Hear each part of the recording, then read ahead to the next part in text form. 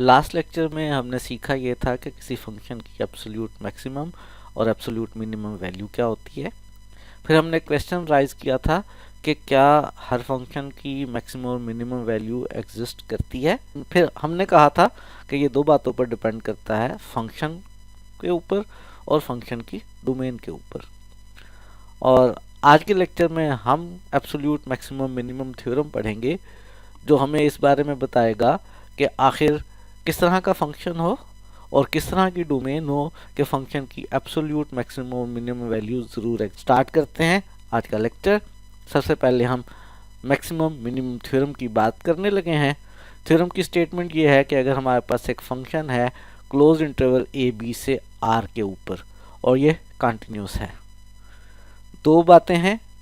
एक, इसकी डोमेन हमने ख़ास तरह का इंटरवल लिया है, क्लोज इंटरवल, और दूसरा हमने फंक्शन में ख़ास खूबी ली है कि ये फंक्शन कंटिन्यूस है। अगर किसी फंक्शन में ये दो ख़ास बातें हों कि उसकी domain close interval A B हो और वो फंक्शन कंटिन्यूस हो, तो फिर थ्योरम ये गारंटी के देता है कि फंक्शन की एब्सोल्यूट मैक्सिमम और एब्सोल्यूट मिनिमम वैल्यूज़ एग्जिस्ट करती हैं। अगर फंक्शन की domain close interval A B हो और फंक्शन कंटिन्यूस हो, तो फिर फंक्शन की एब्सोल्यूट मैक्सिमम और एब्सोल्यूट मिनिमम वैल्यूज एग्जिस्ट करेंगी।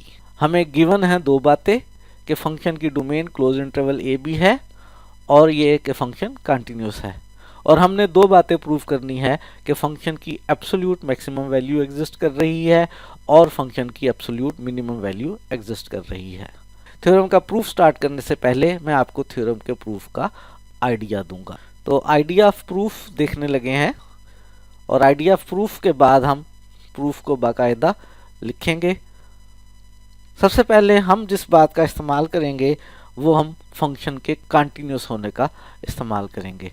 और हमें एक थ्योरम याद है जो हम लेक्चर नंबर 96 में प्रूफ कर चुके हैं कि अगर कोई function close interval A B से आर पे कंटिन्यूस हो तो फिर वो फंक्शन जो है वो बाउंडेड भी होता है।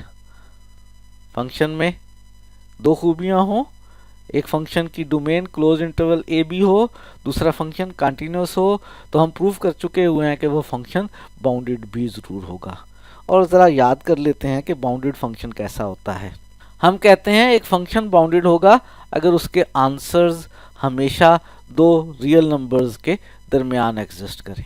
दूसरे अल्फाज में फंक्शन का जो रेंज सेट है, अगर मैं फंक्शन के रेंज सेट को यहाँ पे एफ ऑफ ए बी कहूँ, डोमेन ए बी के ऊपर फंक्शंस के आंसर्स का सेट, इसमें फंक्शंस के सारे आंसर्स एफ ऑफ एक्स मौजूद हैं।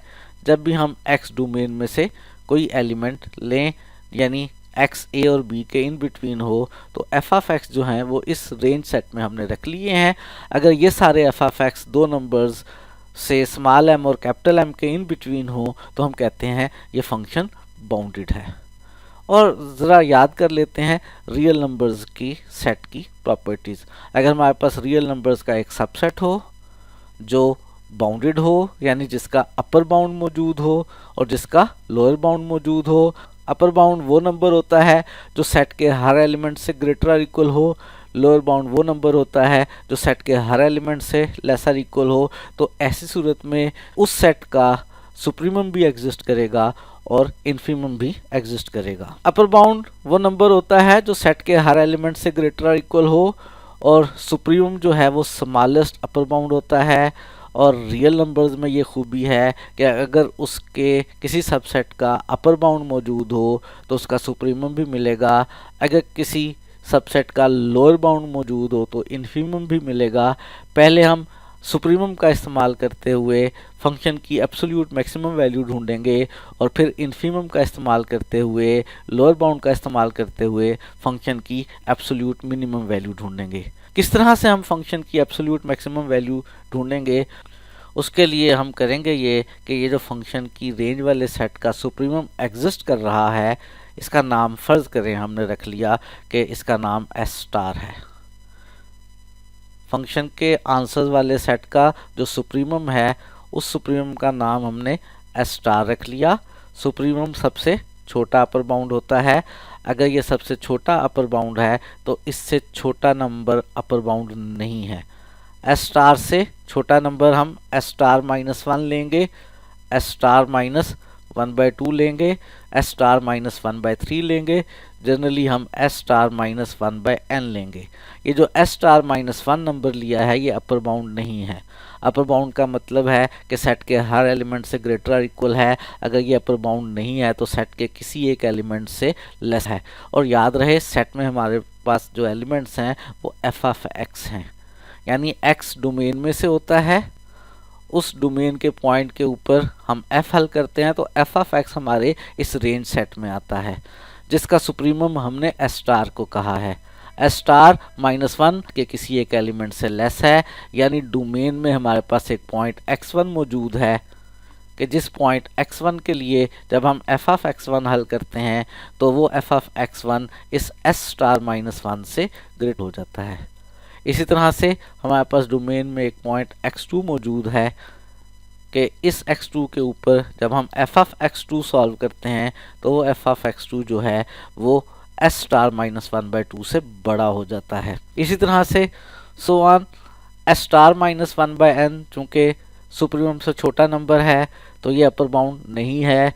ये अपर बाउंड नहीं है तो सेट में एक एलिमेंट है जो कि इस एलिमेंट से ग्रेटर है।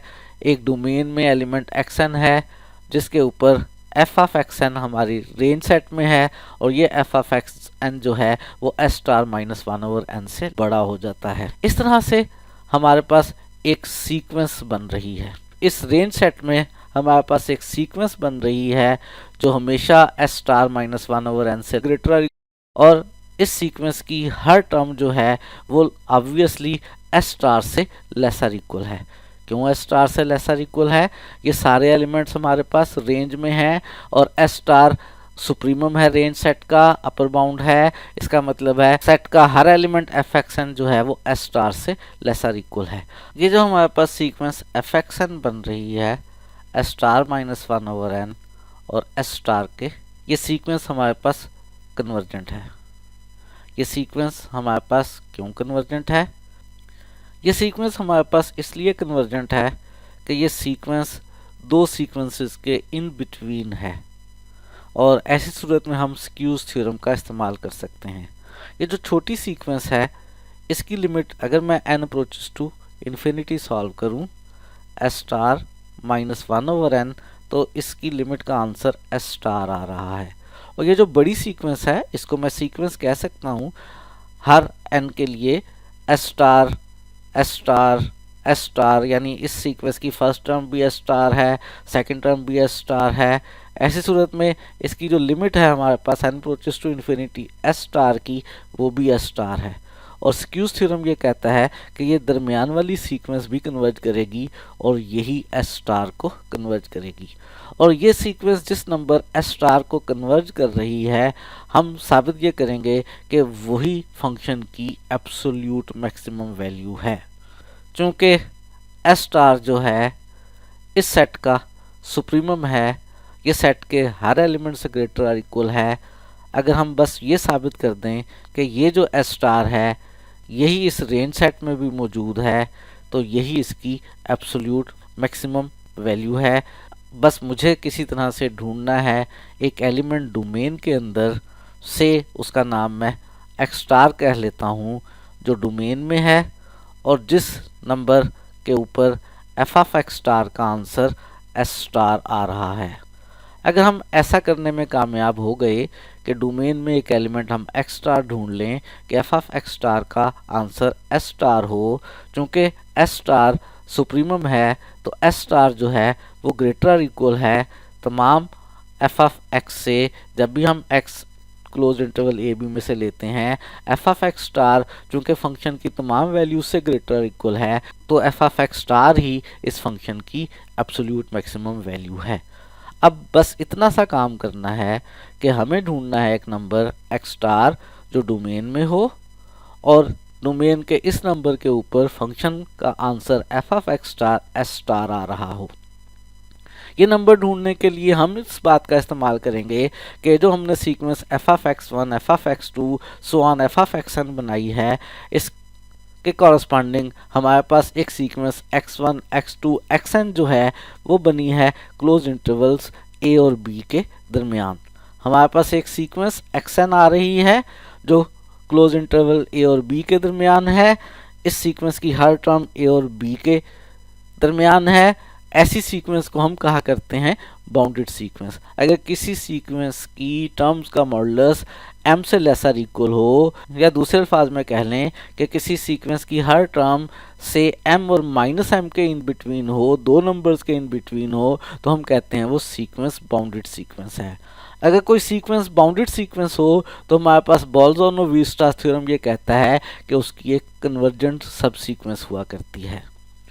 xn a और b के इन बिटवीन है, ये बाउंडेड सीक्वेंस है। बोल्ट्जमान-वीयर्स्ट्रास थ्योरम से इसकी एक कन्वर्जेंट सब सीक्वेंस एग्जिस्ट करेगी। वो कन्वर्जेंट सब सीक्वेंस भी a और b के इन बिटवीन होगी। ये जो कन्वर्जेंट सब सीक्वेंस है, अगर ये a और b के इन बिटवीन है तो इसकी limit r approaches to infinity के केस में वो भी हमारे पास a और b के इन बिटवीन ही होगी। क्यों? इसके लिए हमने एक थ्योरम किया था लेक्चर नंबर 34 में कि किसी सीक्वेंस की हर टर्म अगर दो नंबर्स a और b के इन बिटवीन है और वो सीक्वेंस कन्वर्जेंट है तो उसकी लिमिट भी उन्हीं दो नंबर्स के इन बिटवीन हुआ करती है। xn r जो सब सीक्वेंस है, इसकी limit r approaches to infinity, ये भी a और b के इन बिटवीन है। ये अगर a और b के इन बिटवीन है, इसका मतलब है ये लिमिट वाला आंसर जो है ये हमारे पास जो है डोमेन में है। इसी आंसर का नाम हम x स्टार रख लेंगे और फिर हम कन्वर्जेंस क्राइटेरिया ऑफ कंटिन्यूटी का इस्तेमाल करते हुए साबित ये करेंगे कि अगर हमारे पास ये सीक्वेंस xn r जो है वो x स्टार को कन्वर्ज कर रही है तो इस सीक्वेंस से बनने वाली कॉरस्पॉन्डिंग सीक्वेंस fxn r जो है वो f ऑफ x स्टार को कन्वर्ज करेगी। हमारे पास काशी क्राइटेरिया मौजूद है। ये कहता ये है कि अगर हमारे पास कोई फंक्शन कंटिन्यूस हो और उस कंटिन्यूस फंक्शन के लिए हमारे पास डोमेन में कोई एक सीक्वेंस हो, से xn वो x को कन्वर्ज करती हो, तो काशी क्राइटेरिया ऑफ कंटिन्यूटी जो है वो ये कहता है कि ऐसी सूरत में f ऑफ xn जो है वो f ऑफ x को कन्वर्ज करेगी। हमारे पास डोमेन में एक सीक्वेंस xn r है जो x स्टार को कन्वर्ज कर रही है और फंक्शन हमारे पास जो f है वो कंटिन्यूस है, तो f ऑफ xn r जो है वो f ऑफ x स्टार को कन्वर्ज करेगी। और हम पहले देख चुके हैं कि f ऑफ xn जो है वो s स्टार को कन्वर्ज कर रही है और f ऑफ xn r इसकी सब सीक्वेंस है। अगर कोई सीक्वेंस किसी एक नंबर को कन्वर्ज करे तो उसकी सब सीक्वेंस भी उसी नंबर को कन्वर्ज किया करती है। इसका मतलब है ये सब सीक्वेंस जो है ये भी एस स्टार को कन्वर्ज कर रही है। एफ ऑफ एक्स स्टार जो है वो एस स्टार के इक्वल आ गया और एस स्टार चूँकि इसकी रेंज सेट का सुप्रीमम है, इसका मतलब है हमारे पास एफ ऑफ एक्स स्टार जो है वो रेंज के हर एलिमेंट एफ ऑफ एक्स से ग्रेटर और इक्वल है और ये हमारे पास फंक्शन की एब्सोल्यूट मैक्सिमम वैल्यू है। ये मैंने आपको आइडिया दे दिया थ्योरम के प्रूफ का। यही सब कुछ हम थ्योरम के प्रूफ में करेंगे और इससे नतीजा ये निकल आएगा कि फंक्शन की एब्सोल्यूट मैक्सिमम वैल्यू एग्जिस्ट करती है। फिर इसी तरह से हम इस्तेमाल करेंगे इस बात का कि फंक्शन बाउंडेड बिलो है तो इसका इन्फीमम एग्जिस्ट कर रहा है और इन्फीमम जो है वही बेसिकली फंक्शन की एब्सोल्यूट मिनिमम वैल्यू है। अब हम बाकायदा थ्योरम का प्रूफ लिखना शुरू करते हैं। तो प्रूफ का आगाज़ करते हैं और हम एब्सोल्यूट मैक्सिमम वैल्यू एग्जिस्ट कर रही है ये प्रूफ करने लगे हैं। हमारे पास चूँकि फंक्शन जो है वो कंटिन्यूस है और हम कह चुके हैं कि कंटिन्यूस फंक्शन अगर क्लोज्ड इंटरवल पे डिफ़ाइन हो तो वो बाउंडेड हुआ करता है। इसका मतलब है हमारे पास ये फंक्शन बाउंडेड फंक्शन है। बाउंडेड फंक्शन होने का मतलब है एक पॉजिटिव नंबर m एग्जिस्ट कर रहा है कि फंक्शन का जो मॉडुलस है हर पॉइंट ऑफ डोमेन के ऊपर वो एक नंबर कैपिटल M से लेसर इक्वल है। अभी मैंने बाउंडेड के लिए कहा था कि फंक्शन के जो आंसर्स हैं वो दो नंबर्स स्मॉल m और कैपिटल M के इन बिटवीन है। ऐसे कहा जाए या ये ऐसे कहा जाए कि f(x) का मॉडुलस m से लेसर इक्वल है, एक ही बात है। जब f(x) का मॉडुलस m से लेसर इक्वल है तो मॉडुलस की प्रॉपर्टी के मुताबिक f(x) हमेशा m और माइनस m के इन बिटवीन है। तो फंक्शन को बाउंडेड कहने के लिए ऐसे कहा जाए या ऐसे कहा जाए एक ही बात हुआ करती है। हमारे पास फंक्शन का मॉडुलस हमेशा m से लेसर इक्वल है। और हमारे पास जो रेंज वाला सेट है एफ ऑफ ए बी, जिसमें एफ ऑफ एक्स मौजूद हैं x belongs to A B के लिए, ये एक non empty subset of R है। कैपिटल M जो है वो इसका अपर बाउंड है और माइनस M जो है वो इस सेट का लोअर बाउंड है। अगर इसका अपर बाउंड मौजूद है और हमें मालूम है कि R जो है वो कंप्लीट है, इसलिए इस रेंज सेट का सुप्रीमम जो है वो एग्जिस्ट कर रहा है। अगर इसका अपर बाउंड है तो इसका सुप्रीमम है, अगर इसका लोअर बाउंड है तो इसका इन्फीमम है। लेकिन फ़िलहाल हम सुप्रीमम का इस्तेमाल कर रहे हैं और सुप्रीमम का इस्तेमाल करके इसकी एब्सोल्यूट मैक्सिमम वैल्यू ढूंढेंगे। बाद में हम इसके इन्फीमम का इस्तेमाल करके हम एब्सोल्यूट मिनिमम वैल्यू ढूंढेंगे। और इसका सुप्रीमम एग्जिस्ट कर रहा है, इसका स्मॉलेस्ट अपर बाउंड एग्जिस्ट कर रहा है। फर्ज कर लेते हैं कि इस रेंज सेट का जो सुप्रीमम है वो एस स्टार है। एस स्टार हमारे पास इसका सुप्रीमम है। अगर ये सुप्रीमम है तो सुप्रीमम से छोटा नंबर जो है वो अपर बाउंड नहीं हुआ करता, वो हमेशा किसी सेट के एक एलिमेंट से लेस इक्वल हुआ करता है। हम हर नेचुरल नंबर n के लिए S star minus 1 over n ले रहे हैं। ये सुप्रीमम से छोटा नंबर है, ये अपर बाउंड नहीं है। अगर ये अपर बाउंड नहीं है तो ये रेंज सेट के किसी ना किसी एलिमेंट से ग्रेटर है। हर s star minus 1 over n की दफ़ा हमारे पास डोमेन में एक नंबर xn एग्जिस्ट कर रहा है कि इस xn के ऊपर जो हमारे पास f ऑफ xn है वो s star minus 1 over n से बड़ा हो गया है। s star minus 1 over n upper bound नहीं है तो ये रेंज सेट के किसी ना किसी एक एलिमेंट से लेस है। s star minus 1 over n range set के किस एलिमेंट से लेस है उसको हमने f ऑफ xn कह लिया है। अगर f ऑफ xn रेंज में है तो ऑब्वियसली xn जो है वो डोमेन में है। और दूसरी बात, क्योंकि s स्टार जो है वो रेंज सेट का सुप्रीमम है तो रेंज सेट का हर एलिमेंट f ऑफ xn जो है वो s स्टार से लेसर इक्वल है। हमारे पास जो f ऑफ xn है वो s star minus 1 over n और s स्टार के इन बिटवीन है। जैसे मैंने पहले बता दिया, इस रेंज सेट में जो सीक्वेंस f ऑफ xn है, चूँकि ये दो सीक्वेंसेस के इन बिटवीन है और बड़ी सीक्वेंस और छोटी सीक्वेंस दोनों की लिमिट एग्जिस्ट कर रही है, तो स्क्यूज थ्योरम से इसकी लिमिट भी एग्जिस्ट। लेकिन इस बात का इस्तेमाल करेंगे बाद में। पहले हम बात करने लगे हैं इस बात की कि xn जो है वो हमारे पास डोमेन में a और b के इन बिटवीन है। xn हमारे पास एक बाउंडेड सीक्वेंस हो गई। अगर ये बाउंडेड सीक्वेंस है तो बोल्ज़-ऑर्नो-वीयरस्ट्रास थ्योरम के मुताबिक इसकी एक कन्वर्जेंट सब सीक्वेंस होगी। फ़र्ज़ कर लेते हैं वो जो कन्वर्जेंट सब सीक्वेंस है वो हमारे पास xn r है। हमारे पास एक सब सीक्वेंस xn r है जो xn की सब सीक्वेंस है और ये कन्वर्जेंट सब सीक्वेंस है। सपोज कर लेते हैं इस सब सीक्वेंस xn r की r अप्रोचेस टू इन्फिनिटी के केस में लिमिट का आंसर x स्टार है। हमारे पास xn की एक सब सीक्वेंस xn r मौजूद है जिसकी limit r approaches to infinity के केस में x स्टार है। और चूंकि हमारे पास जो xn है वो सारे a और b के इन बिटवीन है तो हमारे पास जो सब सीक्वेंस है xn r जो है उसकी सारी टर्म्स भी हमारे पास हमेशा a और b के इन बिटवीन है। और हमें पता है अगर किसी सीक्वेंस की सारी टर्म्स दो नंबर्स के इन बिटवीन हो तो उसकी लिमिट भी उन्हीं दो नंबर्स के इन बिटवीन हुआ करती है। चूँकि हर xn r जो है वो a और b के इन बिटवीन है तो इस xn r की जो लिमिट x स्टार है वो भी a और b के इन बिटवीन है।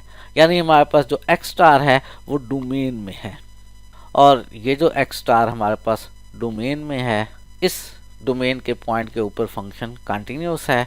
क्यों कंटिन्यूस है? क्योंकि फंक्शन पूरे क्लोज इंटरवल ए बी पे कंटिन्यूस है तो फिर डोमेन के हर पॉइंट पे कंटिन्यूस है। ये x स्टार पे भी कंटिन्यूस है और सीक्वेंशियल क्राइटेरिया ऑफ कंटिन्यूटी ये कहता है कि कोई भी फंक्शन डोमेन के एक पॉइंट के ऊपर सिर्फ और सिर्फ उस वक्त कंटिन्यूस होगा कि उसमें जब भी कोई सीक्वेंस xn जो है वो उस पॉइंट पे कन्वर्ज कर रही हो जिस पे फंक्शन कंटिन्यूस है, तो xn के कॉरस्पॉन्डिंग जो सीक्वेंस f ऑफ xn बनती है वो f ऑफ c को कन्वर्ज किया करती है। हमारे पास डोमेन में एक सीक्वेंस xn r है जो कि xn की सब सीक्वेंस है, ये x स्टार को कन्वर्ज कर रही है। फंक्शन x स्टार के ऊपर कंटिन्यूस है तो सीक्वेंशियल क्राइटेरिया के मुताबिक जो हमारे पास sequence f of x N r बनेगी वो एफ ऑफ एक्स स्टार को कन्वर्ज करेगी। X N R sequence x star को कन्वर्ट कर रही है, फंक्शन एफ जो है वो एक्स स्टार पे कंटिन्यूस है, तो F of x N R sequence जो है वो एफ ऑफ एक्स स्टार को कन्वर्ट करेगी।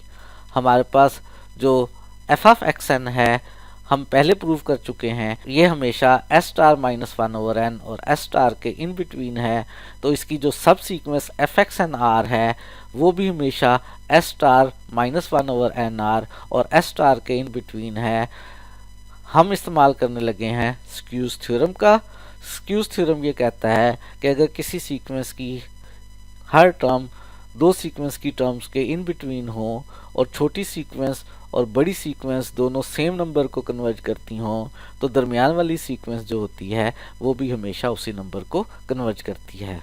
हमारे पास एफ एक्स एन आर एक सीक्वेंस है जिसकी हर term s star minus one over N R और एस स्टार वाली सीक्वेंसेस के इन बिटवीन है। ये जो छोटी सीक्वेंस है s star minus one over N r, इसमें आर अप्रोचेस टू इन्फिनिटी लें तो यहाँ पे वन ओवर इन्फिनिटी ज़ीरो बनेगा, लिमिट का आंसर एस स्टार आएगा। बड़ी सीक्वेंस एस स्टार जो है इसकी limit are approaches to infinity, इसमें आर इन्वॉल्व ही नहीं है तो ये भी एस स्टार आएगी। बड़ी सीक्वेंस और छोटी सीक्वेंस दोनों की लिमिट सेम आ रही है, तो स्क्यूज थ्योरम के मुताबिक ये जो दरमियान वाली sequence F x N R है इसकी लिमिट भी वही नंबर एस स्टार आएगी। हम पहले कह चुके हैं कि ये जो एफ एक्स एन आर है इसकी लिमिट का answer F of x star है। यहाँ पे हम कह रहे हैं कि F of x N R की लिमिट का आंसर एस स्टार है, तो इसका मतलब है basically F of x star जो है वो एस स्टार के इक्वल है। एक सीक्वेंस की लिमिट हमेशा यूनिक हुआ करती है। यहाँ हमने कहा F of x N R की limit F of x star है, यहाँ हमने कहा F of x N R की लिमिट एस स्टार है, तो दोनों लिमिट्स सेम होनी चाहिए। एफ ऑफ एक्स स्टार जो है वो एस स्टार के इक्वल है। एक्स स्टार डोमेन में एक एलिमेंट है जिसके ऊपर एफ का आंसर एस स्टार है। एस स्टार चूँकि सुप्रीमम है, एस स्टार जो है वो रेंज वाले हर एलिमेंट से ग्रेटर और इक्वल है, यानी हमारे पास जो एस स्टार जो कि इस वक्त एफ ऑफ एक्स स्टार के इक्वल है वो रेंज वाले हर एलिमेंट एफ ऑफ एक्स से ग्रेटर और इक्वल है। और यही तो डेफिनेशन है किस चीज़ की, एब्सोल्यूट मैक्सिमम की। एक्स स्टार के ऊपर फंक्शन की वैल्यू फंक्शन की बाकी तमाम वैल्यू से ग्रेटर और इक्वल आ रही है, इसका मतलब है एफ का एब्सोल्यूट मैक्सिमम एग्जिस्ट कर रहा है और वो एक्स स्टार के ऊपर है। एक्स स्टार के ऊपर फंक्शन की जो वैल्यू है वही फंक्शन की एब्सोल्यूट मैक्सिमम वैल्यू है। और अब हम बात करने लगे हैं एब्सोल्यूट मिनिमम वैल्यू की। याद रहे एक पॉइंट एक्स स्टार के ऊपर अगर हमारे पास जो है फंक्शन की value F of x star lesser equal हो फंक्शन की तमाम वैल्यूज से डोमेन के हर एलिमेंट एक्स के ऊपर, जब भी आप एफ ऑफ एक्स मालूम करें और एफ ऑफ एक्स स्टार जो है वो एफ ऑफ एक्स से लेसर इक्वल आए, तो एक्स स्टार के ऊपर हम कहेंगे फंक्शन की एब्सोल्यूट मिनिमम वैल्यू है। और एब्सोल्यूट मिनिमम वैल्यू एग्जिस्ट कर रही है, यहाँ पे हम इस बात का प्रूफ करने लगे हैं। चूँकि हमारे पास जो रेंज सेट है उसका लोअर बाउंड मौजूद है, तो इसलिए उसका इन्फीमम भी मौजूद है। हम पहले कह चुके हैं कि इस रेंज सेट का लोअर बाउंड मौजूद है। लोअर बाउंड वो एलिमेंट होता है जो सेट के हर एलिमेंट से लेसर इक्वल हो।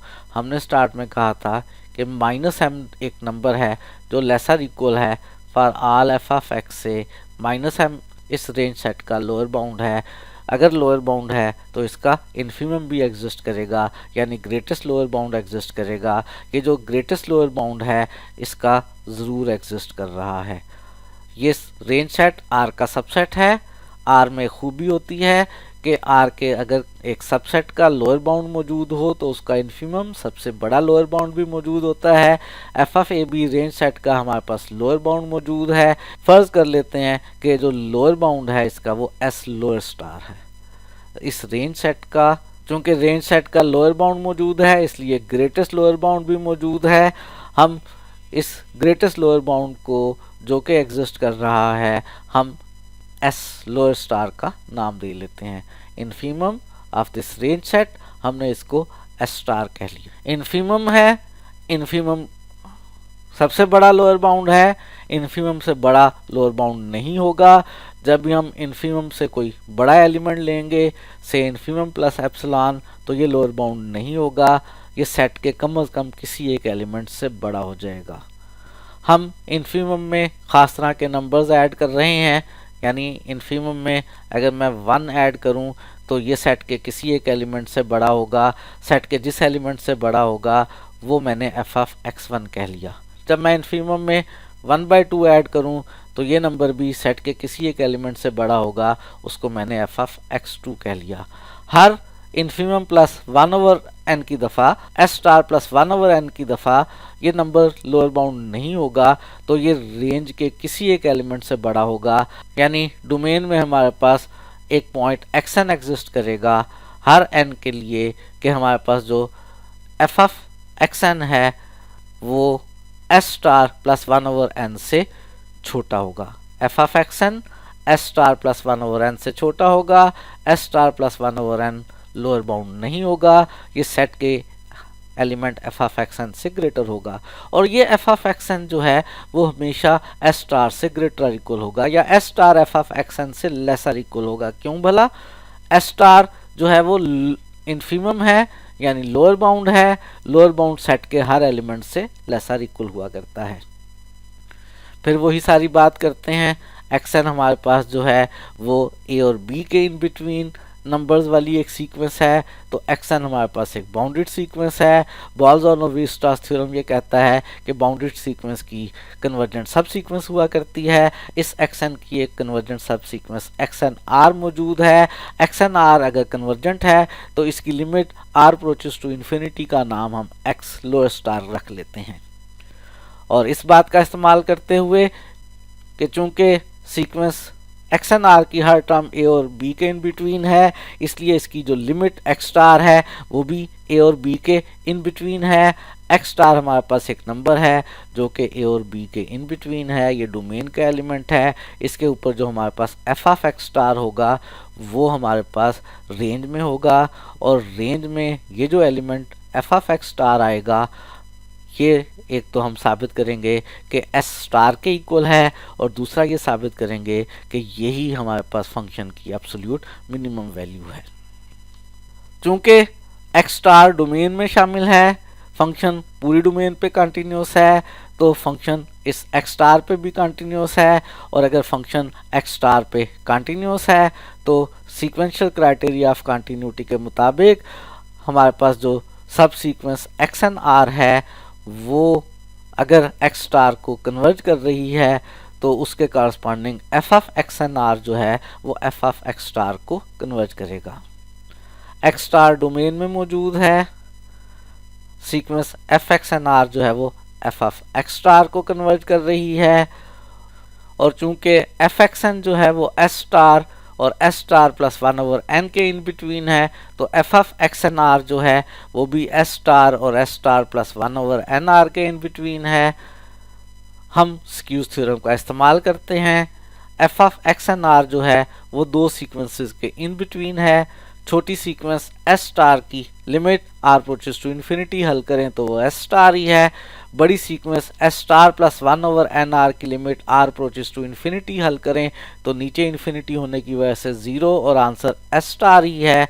और स्क्यूज थ्योरम ये कहता है कि बड़ी सीक्वेंस और छोटी सीक्वेंस की लिमिट अगर सेम हो तो दरमियान वाली सीक्वेंस की लिमिट भी वही हुआ करती है। इसका मतलब है एफ ऑफ एक्सन आर की limit are approaches to infinity जो है वो एस स्टार है। पहले हमने कहा एफ ऑफ एक्सन आर की limit F of x star है, अब हमने कहा एफ ऑफ एक्सन आर की लिमिट एस स्टार है। हमें मालूम है कि जो सीक्वेंस की लिमिट हुआ करती है वो यूनिक हुआ करती है। इसका मतलब है एफ ऑफ एक्स स्टार और एस स्टार जो है वो एस स्टार हमारे पास इन्फीमम है, इन्फीमम का मतलब है लोअर बाउंड है, एस स्टार सेट के हर एलिमेंट से लेसर इक्वल है, यानी हमारे पास एफ ऑफ एक्स स्टार जो है वो रेंज सेट के हर एलिमेंट एफ ऑफ एक्स से लेसर इक्वल है। और अगर डोमेन के किसी पॉइंट के ऊपर फंक्शन की वैल्यू फंक्शन की बाकी तमाम वैल्यू से लेसर इक्वल हो तो हम कहते हैं उस पॉइंट के ऊपर फंक्शन की वैल्यू एब्सोल्यूट मिनिमम है। इसका मतलब है एफ की एब्सोल्यूट मिनिमम वैल्यू इस एक्स स्टार के ऊपर एग्जिस्ट कर रही है। ये जो डोमेन में हमने पॉइंट x स्टार लिया है इसके ऊपर फंक्शन की value f of x star absolute minimum. हमने आज के थ्योरम में प्रूव ये किया है कि अगर कोई function close interval a b से r के ऊपर डिफाइन हो और वो फंक्शन कंटिन्यूस हो तो उसकी एब्सोल्यूट मैक्सिमम और एब्सोल्यूट मिनिमम वैल्यू एग्जिस्ट किया करती हैं। याद रहे हमने सिर्फ इतनी बात प्रूफ की है कि उस फंक्शन की एब्सोल्यूट मैक्सिमम और एब्सोल्यूट मिनिमम वैल्यूज़ एग्जिस्ट किया करती हैं। वो एब्सोल्यूट मैक्सिमम और वो एब्सोल्यूट मिनिमम वैल्यूज़ कैसे कैलकुलेट किया करते हैं वो हमने नहीं सीखा है। गो के हमने एक क्राइटेरिया बनाया है जिसकी मदद से हमने फंक्शन की रेंज सेट के इन्फिमम को कहा है कि वो उसकी एब्सोल्यूट, और जो रेंज सेट का सुप्रीमम है वो फंक्शन की एब्सोल्यूट मैक्सिमम वैल्यू है। लेकिन रेंज सेट निकालना और फिर उसका सुप्रीमम और इन्फिमम निकालना थोड़ा सा मुश्किल काम है। प्रैक्टिकली हम किसी फंक्शन की एब्सोल्यूट मैक्सिमम या एब्सोल्यूट मिनिमम वैल्यू कैसे मालूम किया करते हैं क्वेश्चंस के अंदर, ये आप सेकंड ईयर के अंदर सीख चुके हुए हैं कि फंक्शन की सारी रिलेटिव मैक्सिमम और रिलेटिव मिनिमम वैल्यूज़ मालूम कर लें, फंक्शन की क्लोज इंटरवल के फर्स्ट पॉइंट पे और लास्ट पॉइंट पे भी वैल्यूज़ मालूम कर लें, और फिर उनमें से जो सबसे बड़ी वैल्यू आ जाए वही उसकी एब्सोल्यूट मैक्सिमम और जो सबसे छोटी वैल्यू आ जाए वही उसकी एब्सोल्यूट मिनिमम वैल्यू है। मैंने याद करवा दिया आपको फंक्शन की एब्सोल्यूट मैक्सिमम और absolute minimum value practically question solve करते हुए कैसे किया करते हैं, और मैंने प्रूफ करवा दिया आपको कि अगर फंक्शन की domain close interval A B हो और फंक्शन कंटिन्यूस हो तो फिर गारंटी है कि उसकी एब्सोल्यूट मैक्सिमम और एब्सोल्यूट मिनिमम वैल्यूज़ एग्जिस्ट करती हैं। आज के लिए इतना ही रखते हैं, मज़ीद चीज़ें करेंगे नेक्स्ट लेक्चर्स में।